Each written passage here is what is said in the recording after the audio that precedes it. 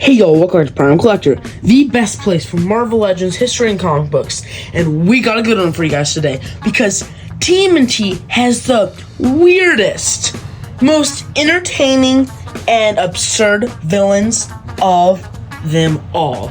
And today, we will be looking at some of the most iconic villains across from the original, 87, through 89 TV show into the 2012, and even with here Mutant Mayhem. So this is going to be a fun one, so let's get right into it. So here are the two Shredders that are in action figure form with this is the 2012 and this is the original. What is it? It's not the original, but it's based on the original. It is a new 2023 plastic. But boy, does he look nice. You can see great detail through the figure, and overall, he looks really good.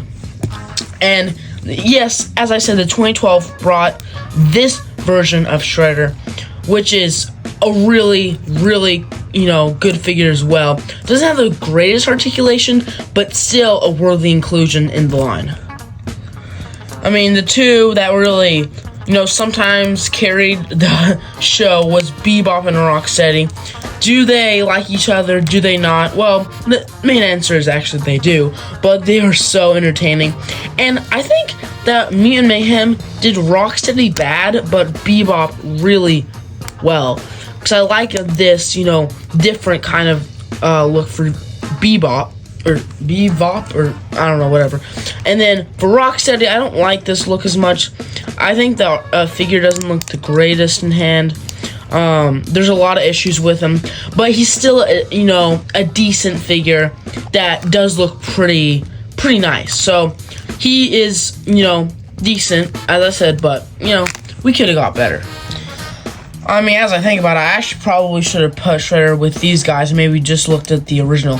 But here is one of the 2012 show. We got Krang. This is, for some reason, a very expensive figure that I had to put on my Christmas list because I was not willing to spend $40 on this guy just, mid-year when I'm not making the most money.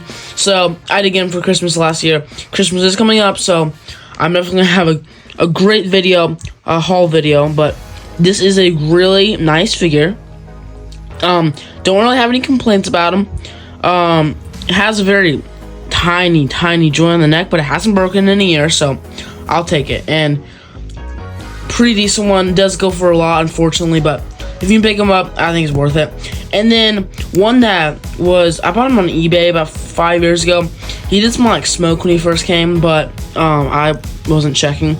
But here's a Foot Clan soldier, which does look also pretty nice. So glad we got these guys because they help, build up our figure category for, one of the greatest villain category ever, which is Tmnt villains, because they're just fun.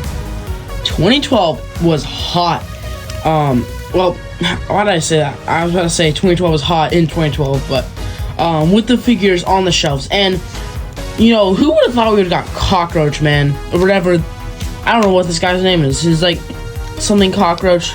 Who knows, but he looks pretty cool. I do like the sculpt. I think it's pretty accurate to the show. And I did remember to get this guy from the episode. I got him for like $3 or $1 or something. But yeah, very glad we got this very interesting figure, but still really cool. I don't know why there's like a big hole through him, but love it. Great figure. And then I guess I'll just keep him here, but this is Snakeweed, I believe his name is. Another interesting figure, but glad we got him. Pretty huge figure. I got him to my knowledge exactly a year ago, because I remember I got him around Thanksgiving. Don't really remember this guy from the show, but he was definitely in it. I kind of remember him a little bit. But yeah, so still really cool. And then we have Dog Hound or Dog Pound, I don't know. These guys' names just get mixed up in my head, but really like this guy. I got him for like $5. So yeah, so really like 2012, and this was, you know, pretty good category for villains. These are kind of the not as known but still worthy inclusions for this line. So that was a look at some of the greatest action figures in TMNT history, the villains, which, you know, you gotta admit, these figures are truly a work of art. I love all of these figures, and I think they are some of the best. And TMNT just has the best of so many different things, and one of the most common is their villains. So I hope you guys enjoyed this video looking through the different types of villains and figures that we got in TMNT, mainly around the 2012 era. But let me know what you guys think in the comments. And as always, for the best in Marvel Legends history and comic books, subscribe to Prime Collector.